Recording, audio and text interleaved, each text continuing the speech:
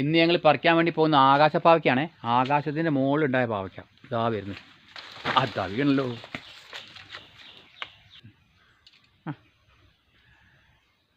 ഇതാണിപ്പോൾ ആകാശത്തു നിന്ന് വീണ പാവയ്ക്ക, ആകാശപ്പാവയ്ക്ക.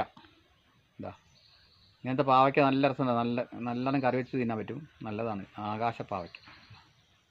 കണ്ടോ?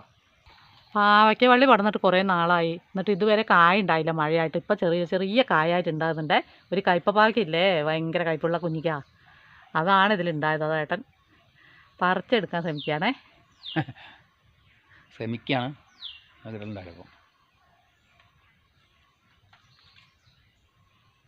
അതിനെ പറിക്കാൻ കാണിക്കാം. ഇവിടെ പിടിക്കാണോ? അങ്ങനെ നമ്മുടെ പാവയ്ക്കൊക്കെ പറിച്ചിരിക്കുകയാണ്. നമുക്കൊരു കുഞ്ഞ് ഉപ്പേരി വെക്കാം. നമ്മുടെ വീട്ടിലുണ്ടായ പാവയ്ക്ക.